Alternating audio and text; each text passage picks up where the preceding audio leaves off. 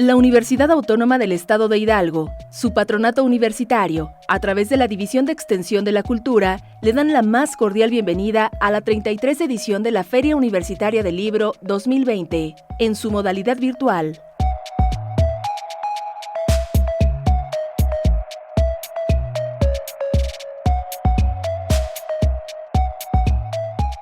¿Cómo les va? Yo soy Ismael Carballo, me da mucho gusto saludarlos. Agradezco antes que todo a los organizadores de la Feria Universitaria del Libro de la Universidad Autónoma del Estado de Hidalgo, o que llega a su edición número 33. Es un verdadero honor que hayan pensado en mí para ofrecerles una charla, una conferencia, y que hayan considerado pues valioso o útil mi participación. Brevemente darles una semblanza mía. Yo soy, bueno, básicamente mis datos: yo soy actualmente asesor en la Secretaría General de la Cámara de Diputados en la legislatura 64. Soy también director de la Escuela de Altos Estudios del Instituto Oviedo, con sede en la ciudad de León, Guanajuato, aunque yo resido en la Ciudad de México.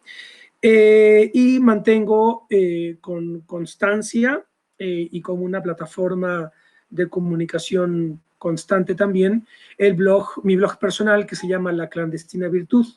La dirección es www.laclandestinavirtud.org. Bueno, pues el título de mi charla, de mi conferencia, es el siguiente. Se trata de hablar de la nueva tiranía, posmodernismo, teoría crítica y la corrección política. ¿De qué se trata? Quiero hacer un conjunto de reflexiones para que podamos delimitar una formación ideológico-política, una formación ideológica que define el clima ideológico general, me parece a mí general, que se vive a nivel internacional pues en las últimas décadas. Fundamentalmente, yo creo que a partir de la caída de la Unión Soviética es cuando esta bóveda ideológica, llamémosla así, esta bóveda ideológica cobra consistencia. ¿De qué se trata? Voy a comenzar con una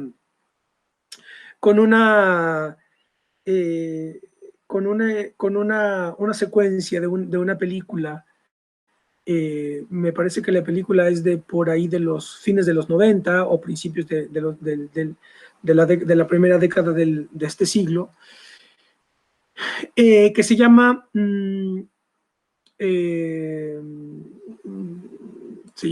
perdón, se me fue el nombre, aquí la tengo. Se llama Cómo ser John Malkovich. Es una película dirigida por Spike Jonze con guión de Charlie Kaufman, y desde luego aparece John Malkovich, el actor John Malkovich, y otros. Es una película ciertamente compleja, un poco abstracta, pero hay una secuencia muy interesante. A mí me impactó desde la primera vez que la vi, y me parece que refleja perfecto lo que quiero plantear aquí. Se trata de lo siguiente, atención. Ocurre que un titiritero que no tiene trabajo. Esto es en Estados Unidos, desde luego. Entonces, un titiritero, que es muy hábil con los dedos, con las manos, va a buscar trabajo a una compañía de archivos, una compañía que maneja archivos. Y entonces lo contratan a él por su habilidad para manejar con los dedos, manejar los archivos. En fin, esto en realidad no es importante. El asunto es el siguiente. Cuando llega al edificio, se le indica que la oficina a la que tiene que dirigirse está en el piso 7,5. Esa es la cuestión, piso 7,5.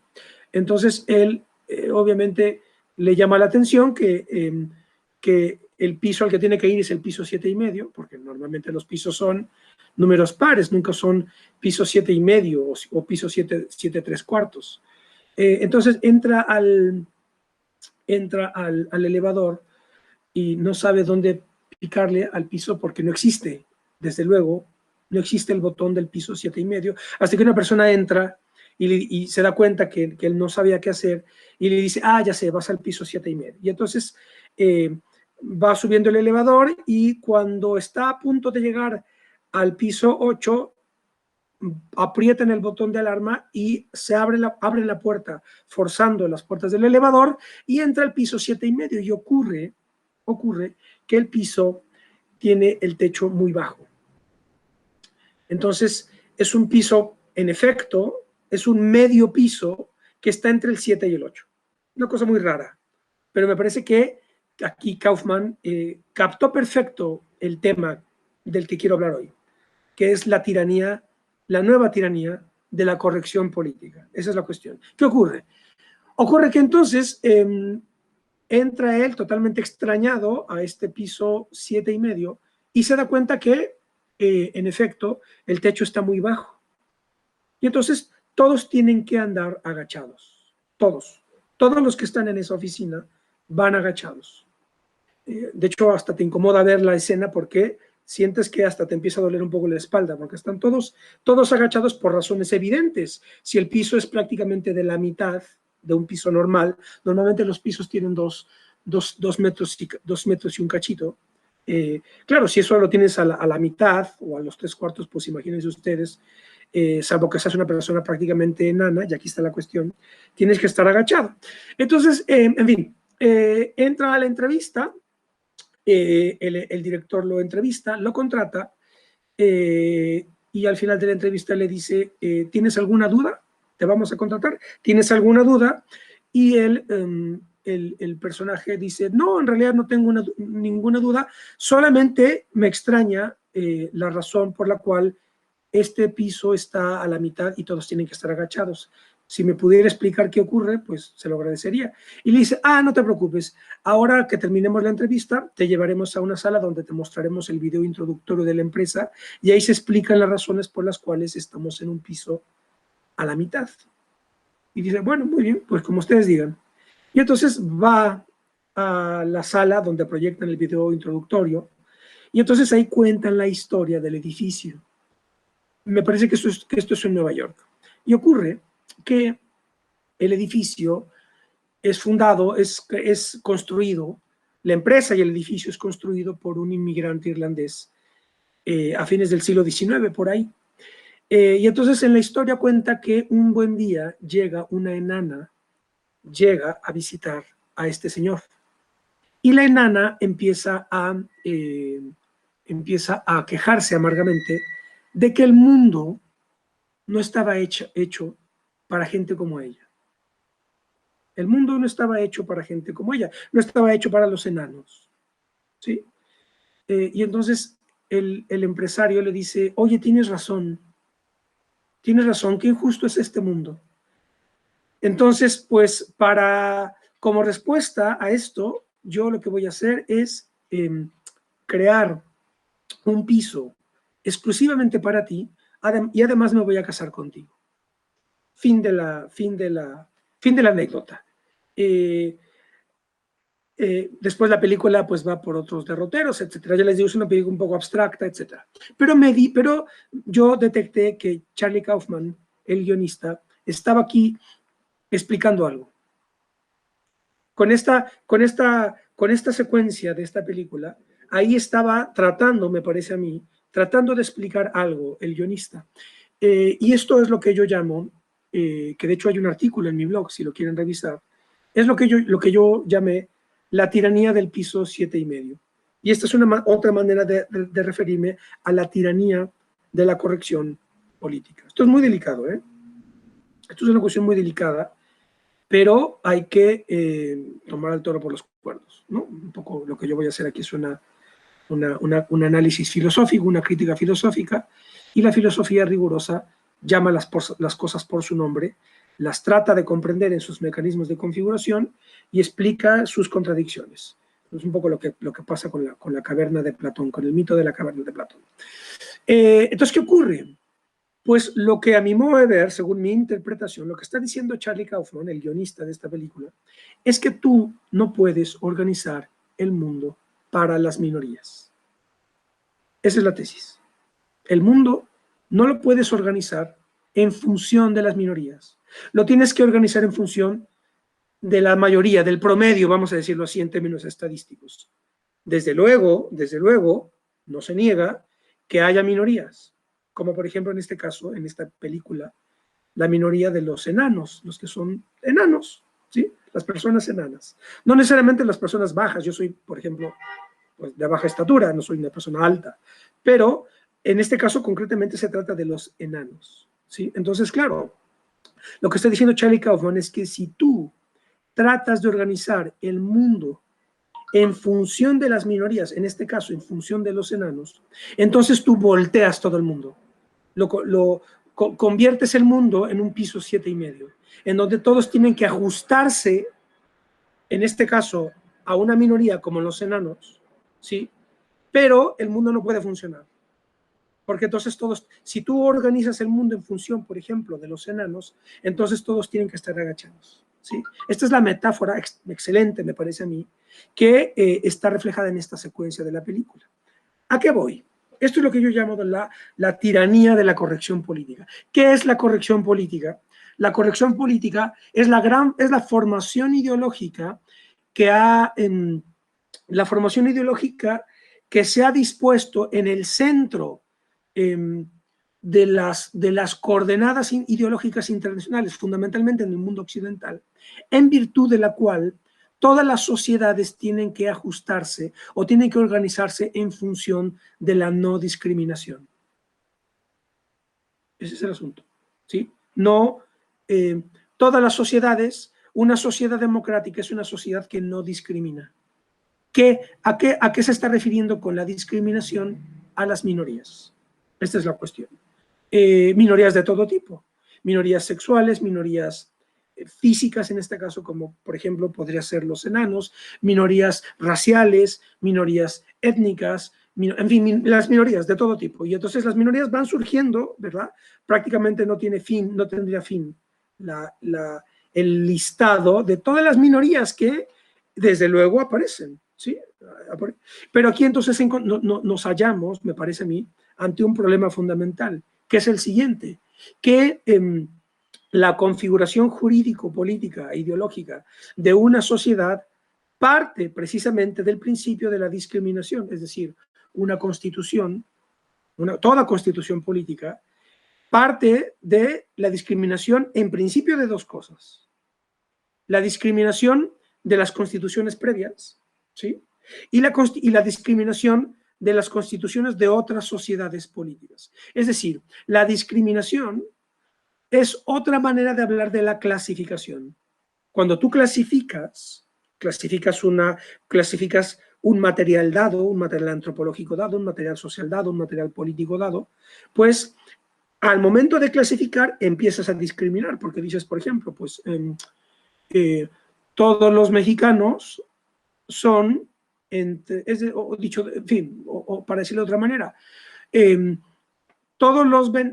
cualquiera que sea venezolano, norteamericano, colombiano, ecuatoriano, peruano, no es mexicano. ¿Sí? Ese es el asunto. Un mexicano, en la Constitución, es alguien que en principio no es otra cosa. No es venezolano, no es colombiano, no es peruano, no es ecuatoriano, etc. Entonces ahí, de entrada, hay una discriminación. Tú discriminas, discriminar es clasificar. Discriminar es utilizar criterios para decir, esto es A, esto es B, esto es C, esto es D. ¿Sí? Desde un punto de vista lógico. Claro, cuando tú introduces el criterio de la no discriminación,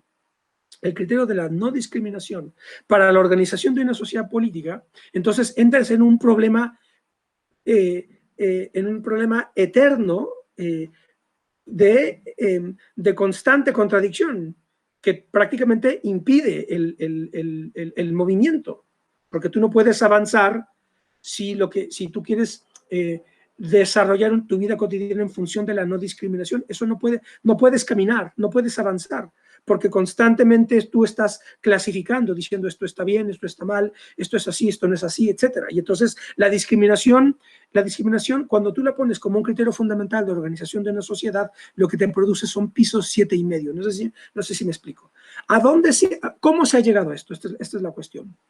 Que es el complemento, del título de esta charla.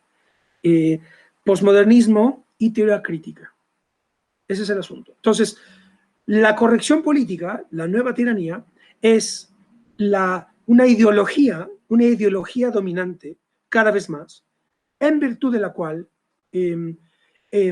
es condenada, es estigmatizada cualquier forma de discriminación. ¿Sí? Esa es la corrección política. Es decir, dicho de otra manera, es políticamente incorrecto no utilizar lenguaje de género. Es políticamente incorrecto la ironía o el humor. Prácticamente ya no se puede hablar de nada. O no se puede no se puede ironizar sobre nada. No se puede hacer, pues todos los chistes, por ejemplo, todo el humor que se refleja en los chistes, por ejemplo, o en el sarcasmo, ya no lo puedes utilizar, porque cualquier chiste, cualquier sarcasmo, cualquier comentario sarcástico, cualquier comentario humorístico, inmediatamente es sancionado como discriminatorio. ¿Sí? No, en fin, los ejemplos son abundantísimos, pero incluso es tal la tiranía que incluso me tengo que frenar para poner los ejemplos, porque si pongo los ejemplos en un tono humorístico, estaría incurriendo precisamente en esa discriminación.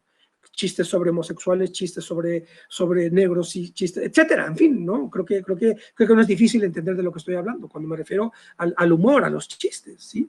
Es decir, se está generando una suerte de puritanismo en el que prácticamente tú ya no puedes hablar, ¿sí? O tienes que hablar todo con lenguaje inclusivo porque si no discriminas, etcétera. Entonces, claro, esta corrección política, la idea de la no discriminación, está produciendo pues una tiranía ideológica en la que estamos viéndonos imposibilitados de desplegar el sentido común, que es un sentido común organizado en función de la clasificación y la discriminación. ¿Qué ocurre? Pues lo que ocurre es que yo creo que esta cuestión ideológica ha sido esta cuestión de la corrección política. Por ejemplo, acabo de escuchar para que vean, por dónde va, para explicar que esto no tiene fin. He escuchado ya por ahí, no sé dónde lo vi, en la prensa me parece, el interés de que, fíjense ustedes, de que las gorditas, fíjense la vulgaridad, ¿sí? La inanidad, la inocuidad de estos ejemplos, pero para que vean el nivel de la tiranía. A eso me refiero, ¿eh? Es decir, ese es un ejemplo totalmente cotidiano, vulgar, habitual de todos nosotros, forma parte de nuestra tradición, pero por eso es una tiranía. A eso me refiero, es una tiranía. Porque la tiranía está ya entrando en todos los ámbitos de nuestra vida, ¿sí? Es un problema, creo yo. Ahí les va el ejemplo. El caso concretísimo es que alguien ya ha propuesto que las gorditas que cualquiera de nosotros sabe cuando sale del trabajo a comer, a lo mejor todos hemos ido a el puesto de frituras, de gorditas, de quesadillas, de la esquina. Un ejemplo totalmente vulgar, ¿verdad? ¿No? Yo creo que nadie puede no saber de qué estoy hablando. Bueno, alguien ya ha planteado que las gorditas, que es pues, yo qué sé, como un alimento hecho de masa, que se llama gordita. Bueno, alguien ya dijo que ese producto, ese guisado, le tendríamos que cambiar de nombre, porque discrimina a las personas obesas. Porque ahí hay una discriminación, la discriminación de las gorditas de carne y hueso, de las gordas, o de las personas de peso. Imagínense el nivel, pues, un poco, es hasta absurdo, ridículo, que alguien esté pensando en este tipo de cuestiones. Y ya no podemos hablar de gorditas, hay que decirle, pues, quesadilla de lo que sea, no sé, en fin, como quieran de ponerle, la ayuda X, no sé, yo qué sé, como sea. Pero retirar ese nombre, porque discrimina a las personas obesas, ¿sí? Otro ejemplo, hay alguien Esto fue en España. En España alguien planteó que deje de utilizarse el concepto de cáncer para referirse a casos concretos. Por ejemplo, cuando se dice el crimen organizado es un cáncer de la sociedad, la corrupción es un cáncer de la sociedad, lo que quieran, ¿sí? Es decir, esta utilización negativa, peyorativa del concepto de cáncer, esto fue en España, están proponiendo que deje de utilizarse ese concepto porque discrimina y ofende a las personas que tienen cáncer. Entonces, claro, yo tengo cáncer, entonces, pero claro, el cáncer, si es utilizado como un concepto peyorativo y negativo, pues yo me siento ofendido, porque yo tengo cáncer, ¿sí? Entonces, claro, ya les digo, es una tiranía. Es una tiranía que llega a todos los niveles del lenguaje. Al principio comenzó siendo con este lenguaje inclusivo de género, que esto del lenguaje inclusivo de género, pues es prácticamente la ignorancia total, es decir, es no saber de gramática ni de lingüística. Pero prácticamente se ha apoderado de las instituciones. Es uno de los elementos fundamentales de esta tiranía. Tú ya no puedes hablar en masculino o no puedes utilizar el lenguaje neutro, que el género neutro en el castellano es el masculino, porque tienes que añadir siempre el lenguaje femenino. Pero esto además de que es un error gramatical fundamental y lingüístico, fundamentalmente porque rompe con uno de los principios básicos de la lingüística, que es la economía del lenguaje. Imagínense ustedes si el Quijote, por ejemplo, el Quijote es reescrito con lenguaje de género o con lenguaje inclusivo. Lo destrozas, es la destrucción total, es la destrucción de la lengua. Pero claro, inmediatamente yo al esgrimir este argumento, se me vendrían al instante contra mí los grupos feministas que forman parte de esta tiranía, de la corrección política, es lo que estoy diciendo. Como se dan cuenta, es un problema de gran delicadeza y de gran peligrosidad, porque, pues yo qué sé, político que ponga en duda estas cuestiones, se le acaba su carrera política, porque tiene que ser correcto políticamente. ¿Qué ha ocurrido? ¿Qué es lo que ha pasado? Yo creo que esta es una evolución de las sociedades occidentales fundamentalmente es un síntoma, creo yo, de las sociedades occidentales. El punto de inflexión fundamental de todo esto, me parece a mí, es el 68. De alguna manera, otra manera de titular esto sería la nueva tiranía o contra el 68. El movimiento del 68, no necesariamente es por el hecho de que hayan sido jóvenes, porque además en el 68 no fue la primera vez que los jóvenes intervienen en política, desde luego que no, es decir, están los antecedentes de la reforma universitaria de Córdoba de 1918, fue también la politización de los universitarios y la politización de los estudiantes, ¿sí? Entonces no es la primera vez que un colectivo, un sector de la sociedad, en este caso los jóvenes, intervienen en procesos políticos. No es nuevo. Lo que sí es nuevo son los contenidos ideológicos del movimiento del 68.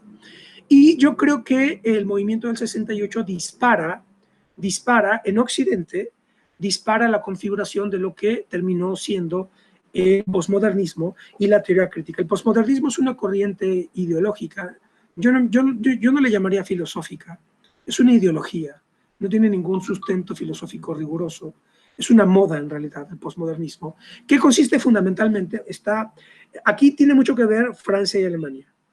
La teoría crítica y el posmodernismo son formaciones ideológicas que surgen fundamentalmente en Francia y en Alemania. Y son, a mi modo de ver, con el argumento, con el punto de inflexión del 68 son, a mi modo de ver, son los elementos que han generado un proceso de corrupción ideológica terrible en las sociedades occidentales, que estamos ya en una cárcel, no sé si me siguen, en una cárcel ideológica en la que tú ya no puedes nada, no puedes llamarle gorditas a las gorditas al alimento, no le puedes llamar así porque entonces discriminas a las gorditas de carne y hueso, no puedes decir que el narcotráfico es un cáncer social porque ofendes a los que tienen, en fin, pero entonces no puedes llamar negros a los negros, no puede, en fin, no hay, no, si se dan cuenta, no puedes ya utilizar ningún concepto, porque en el fondo, o detrás de ese concepto, puede haber algún sector social que está considerándose ofendido por la utilización. En fin, no sé si me siguen. Estamos ante un caos lingüístico, conceptual y por tanto un caos ideológico. Uno de los culpables es el posmodernismo. El posmodernismo es esta corriente ideológica, esta moda que yo prácticamente considero una total, ¿cómo decirlo elegantemente? Es decir, es una basura, debo decirlo así, es una total basura ideológica, el posmodernismo, alimentado fundamentalmente por ciertos sectores académicos. Y esto aquí es interesante porque la cuestión tiene que ver con el hecho de que esto ha sido alimentado fundamentalmente por la academia. La academia. Es importante esto decirlo en una feria universitaria de una universidad. Esta ideología de la corrección política, esta nueva tiranía, ha surgido de la academia. Atención con esto, fundamentalmente la academia occidental, las europeas y la academia norteamericana. Y de ahí se expande hacia circuitos académicos universitarios, allí donde se dejen, ¿sí? Y después de los circuitos académicos universitarios permea en las instituciones, en los partidos políticos, en las discusiones, en la prensa, etc. ¿Sí? Es decir, es una ideología, ya les digo, que está en todos lados. Está en todos lados. Y por tanto está configurando una nueva tiranía. ¿Sí? Un poco recordando aquello de... Es un poco recordando la novela de George Orwell, 1984. Es un newspeak, es un nuevo lenguaje. Un nuevo lenguaje que te obliga a, tiránicamente nos obliga ahora a cambiar por completo nuestra estructura conceptual y lingüística, porque de lo contrario estaríamos ofendiendo pues, a un universo infinito de sectores sociales. ¿Sí? Bien. Claro, el posmodernismo se endereza a su fundamentalmente caída a la Unión. No tengo tiempo suficiente, tengo que ser muy esquemático. El posmodernismo se configura como una corriente de moda ideológica fundamentalmente a partir de la caída de la Unión Soviética y está enderezada principalmente a la crítica de los grandes esquemas, las grandes esquematizaciones para explicar el despliegue de la historia. Esas grandes esquematizaciones, lo que llaman los grandes relatos, serían, por ejemplo, el cristianismo, el marxismo o incluso el Estado. El cristianismo, el marxismo o el Estado son grandes esquemas, ¿sí?, para explicar los procesos históricos. Resumiendo muchísimo, el posmodernismo se endereza como una crítica a estos grandes esquemas frente a los cuales o contra los cuales propone pequeños relatos, pequeños esquemas, pequeñas instancias sociales, pequeñas parcelas, ¿sí? Pulveriza esos grandes esquemas y lo transforma todo en un conjunto desconectado de pequeños esquemas. Claro, cuando tú generas una ideología o una conceptualización de la realidad hecha en función de microesquemas, ¿sí?, de microrelatos, microrealidades, pues lo que generas, el paso siguiente es la relativización, el relativismo cultural. Es decir, todas estas microrealidades, todas estas microsubjetividades, no las puedes tú incrustar en grandes esquemas de explicación como puede ser el marxismo, el cristianismo o el Estado como sistema de organización de la historia, sino que tienes que darles su especificidad, respetar su propia identidad, etc. Y entonces tú pulverizas la realidad en función de microrealidades. La microrealidad, pues y entonces esa microrealidad pues es la infinidad de componentes constitutivos de la realidad, ¿sí? Pero que además no los puedes clasificar en grandes esquemas, sino que los tienes que considerar valiosos en sí mismos, y entonces a lo que te conduces a el relativismo. Esto más o menos, esto tendría que desarrollarse mucho más, pero por razones de tiempo se tiene que hacer aquí esquemático. Entonces, el posmodernismo es esta pulverización de los esquemas de comprensión de la realidad, de suerte tal que solamente tú lo que puedes es atenerte a micro esquemas, micro realidades, microidentidades, ¿sí? Ya no se trata ya de una gran identidad nacional como la mexicana, sino de microidentidades. Las microidentidades según el género, según la sexualidad, según la etnia. Entonces, en Oaxaca pues hay decenas de microidentidades étnicas, ¿sí? En Bolivia microidentidades, etc. Entonces, todo es pulverizarlo en función de pequeñas parcelas de realidad sociocultural, etc., que no las puedes ya criticar, desde luego, las tienes que respetar, ¿sí? No las puedes tocar, ¿sí? Entonces, eso es lo que ha generado el postmodernismo. La teoría crítica es una fundamentalmente aquí, esto se desarrolla en la Escuela de Frankfurt, que me parece que diría yo que es el máximo culpable, me parece a mí, de toda esta confusión ideológica. La Escuela de Frankfurt es una de las peores calamidades, a mi modo de ver, una de las peores calamidades ideológicas occidentales, que se ha adueñado de sectores académicos en el circuito, por ejemplo, norteamericano de universidades, y principalmente en las facultades de humanidades. ¿Sí? La teoría crítica es una combinación de marxismo cultural con psicoanálisis.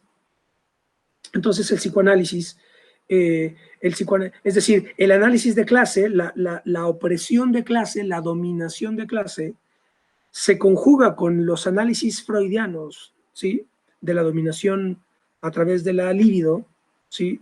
Y entonces tienes ahí un esquema explosivo en donde las sociedades funcionan a partir de la represión y la dominación por vía sexual, diría Freud, ¿no? A través de la represión de la libido, o por vía de la dominación de clase. Y entonces de la Escuela de Frankfurt se desprenden teorías críticas de todos los esquemas de dominación, ¿sí? Entonces la dominación se convierte, para la teoría crítica de la Escuela de Frankfurt y sus herederas, la dominación se convierte en el problema fundamental de la sociedad. Y entonces, el avance de la historia consiste en liberarse de los esquemas de dominación, ¿sí? Entonces tienes por un lado el posmodernismo que plantea que la sociedad hay que ser vista con lupa en función de las microrealidades, las microidentidades, que ya no puedes tocar, no puedes criticar porque las ofendes. Entonces la microrealidad de los que tienen cáncer, la microrealidad de los que son gorditos, la microrealidad de los que son indígenas, la microrealidad de los que tienen diversidad sexual, los transexuales, los bisexuales, los homosexuales, la microrealidad de los veganos, la microrealidad de los ambientalistas, la microrealidad de los que no tienen sexualidad, la microrealidad de los que son microrealidades, un mosaico de infinito de microproblemas, ¿verdad? Y de microparcelas, ¿sí? Que ya no puedo yo criticar ni las tengo que respetar a todas, ¿no? Y entonces, claro, pues no, entonces genera un caos, ¿verdad? Por un lado, eso ha generado el posmodernismo. Y la teoría crítica ha planteado que, desde luego, cualquier intento de clasificar o de organizar, de algún sentido, desde un punto de vista estatal, por ejemplo, ¿sí? Estas micro realidades infinitas, múltiples, plurales, ¿sí? Relativas todas, ¿verdad? Nadie puede plantear lo que está bien o lo que está mal, todo es relativo, ¿sí? Entonces, la teoría crítica te plantea que además lo que hay que hacer es impedir que alguien quiera clasificar o modificar esta realidad, porque entonces las quiere dominar. Y entonces, entre las microrealidades y la liberación de la dominación de la teoría crítica, se genera una ideología que es lo que yo llamo la corrección política. Entonces, ¿qué es la corrección política? Pues una ideología tiránica, pienso yo, que está permeando a todas las sociedades en todos los niveles, o a las sociedades por lo menos occidentales, en donde yo ya no puedo utilizar ningún esquema binario, ningún esquema dialéctico, ningún esquema que puede considerarse ofensivo, ¿verdad? Porque, pues, al hablar de gordita, pues la gordita de carne y hueso se va a sentir, es una cosa ridícula, pero yo no lo dije. Es decir, el ejemplo es me da un poco pena, ¿no? Porque pareciera que es una vulgaridad que baja el nivel de esta charla, pero es que son ejemplos cotidianos. Yo no lo he dicho, eso está en la prensa. Búsquenlo, por ahí. El ejemplo está en la realidad, no lo digo yo. ¿Sí? Es un poco bochornoso escuchar a alguien que haga un planteamiento de ese tipo. ¿Sí? Pero si se dan cuenta, el ejemplo estúpido de la gordita, de lo de las gorditas, ¿no? El alimento, es el mismo, tiene la misma naturaleza que el problema de la enana, que pide un piso para ellas nada más. ¿Sí? Claro, ya les digo, esto es muy delicado porque, pues porque estoy haciendo un comentario que al esgrimirlo, muchos pueden considerar que estoy ya ofendiendo. ¿Se dan cuenta? ¿Se dan cuenta? Es decir, mi argumentación, mi comentario, puede ser ya en estos momentos visto por alguien como discriminatorio. ¿Se dan cuenta? Y entonces, claro, es una cárcel, es una cárcel ideológica, es una tiranía. Lo importante es lograr zafarse, que es lo que yo intento hacer. ¿Sí? Al hablar de frente sobre estas cuestiones, lo que intento es desactivarlo, zafarme.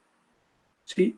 Pero es muy difícil, porque inmediatamente, seguramente se me puede tachar de estar discriminando, ¿no? o de ser incorrecto políticamente. Esta es la cuestión. Entonces, ¿qué ocurre? Pues, ¿qué podemos hacer aquí? Claro, el 68, porque si no, me quedan creo que 5 minutos. El 68 cumplió la función explosiva de esto. Para mí el 68 es la muerte de la izquierda política. Y es a partir del 68, con el movimiento, ocurren varias cosas. Se consolida el movimiento hippie, que es una suerte de neoanarquismo. El hippismo es un neoanarquismo. ¿Y qué es el anarquismo? El anarquismo es la posición que busca la desaparición de toda estructura. Principalmente, ¿por qué? Pues porque las estructuras son autoritarias. La estructura, ¿sí? La estructura de la familia, la estructura del Estado, ¿verdad? El anarquismo lo que busca es que eso estalle por los aires, ¿sí? Y entonces esto es lo que explica, esto es lo que está detrás del fenómeno social que fue el movimiento hippie. Y del movimiento hippie, pues precisamente el movimiento hippie, además, por otro lado, planteó que los jóvenes es el nuevo sujeto revolucionario. Y entonces aquí el marxismo es la diferencia entre el marxismo clásico y el marxismo cultural. El marxismo clásico, pues, ¿no?, considera que la lucha de clases es el componente fundamental para explicar los procesos históricos y la clase obrera, la clase trabajadora, es el sujeto fundamental para explicar estos procesos, ¿sí? A partir del 68, como esa revolución en Occidente nunca se logró, esa revolución obrera no se logró nunca, entonces a partir del 68 la juventud desplaza a la clase obrera como la clase revolucionaria, pero la juventud ya no quiere necesariamente construir un esquema como el soviético, porque de hecho el 68 era una crítica radical, implacable, al autoritarismo soviético, precisamente. Esa es la cuestión. ¿Qué es lo que buscaba el movimiento estudiantil del 68? Ojo, yo aquí no estoy justificando, no estoy hablando yo aquí de la matanza del 2 de octubre, ¿eh? Yo no estoy hablando de eso. Ese fue un caso concretísimo de México que desde luego yo no aplaudo ni estoy a favor de esa represión, ¿eh? Cuidado, no estoy a favor yo de esa represión. Pero yo lo que estoy haciendo es analizar históricamente los componentes ideológicos del 68 como movimiento epocal, no sus manifestaciones concretas que en México pues las sabemos todas. Entonces no estoy yo hablando de eso, estoy hablando de lo que generó como ideología el 68. Y el 68 lo que produjo es el movimiento hippie como una expresión del anarquismo, y el anarquismo es precisamente, es el posmodernismo y la teoría crítica juntos, es decir, es la pulverización de la sociedad en función de en fin, lo que ya expliqué, ¿sí? Entonces, además, claro, del 68 se desprenden generacionalmente, mucho de lo que ocurre con el 68 es que todas estas nuevas teorías,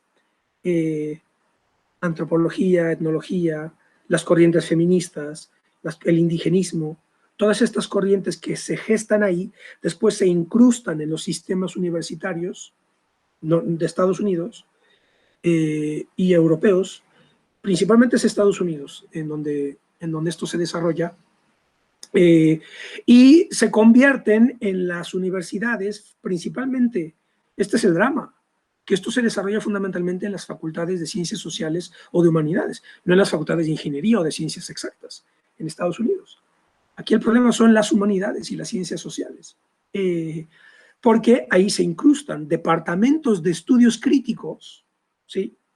Y de ahí van generando estos estudios críticos de género, estudios críticos etnológicos, estudios críticos de antropología cultural, estudios críticos de XYZ, ¿sí?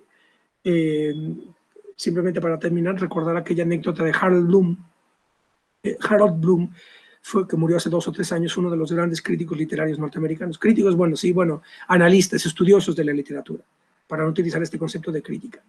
Y Harold Bloom contó, fíjense ustedes, Harold Bloom se dio cuenta que todo este despliegue de corrección política, esta tiranía que él vio llegar a Estados Unidos, sobre todo a los departamentos de ciencias sociales, de letras y de humanidades, de las universidades más importantes de Estados Unidos, Harold Bloom dijo que esto estaba destinado a terminar con la enseñanza de las humanidades, terminar con la enseñanza de la literatura, porque ya tú no podías leer la literatura sin analizarla en función de el lenguaje de género, si utilizan lenguaje sexista, lenguaje racista, etc. Entonces, Harold Bloom decía, pues ya Shakespeare ya no puede ser estudiado porque Shakespeare pues era blanco, era protestante, era europeo, seguramente era misógino, su lenguaje no es inclusivo, etc. Entonces, dice, claro, con estos criterios de la corrección política, lo que van a hacer es destruir, destrozar la tradición literaria occidental. En fin, esto es lo que yo tenía pensado plantear en esta charla, que tiene que ser muy esquemática y sintética por razones de tiempo, pero espero por lo menos haber activado y detonado algunas nuevas formas de interpretar la realidad, algunas nuevas dudas, nuevas indagaciones, que después, con muchísimo gusto, yo podría desarrollar si es que procede a hacerlo. Muchas gracias.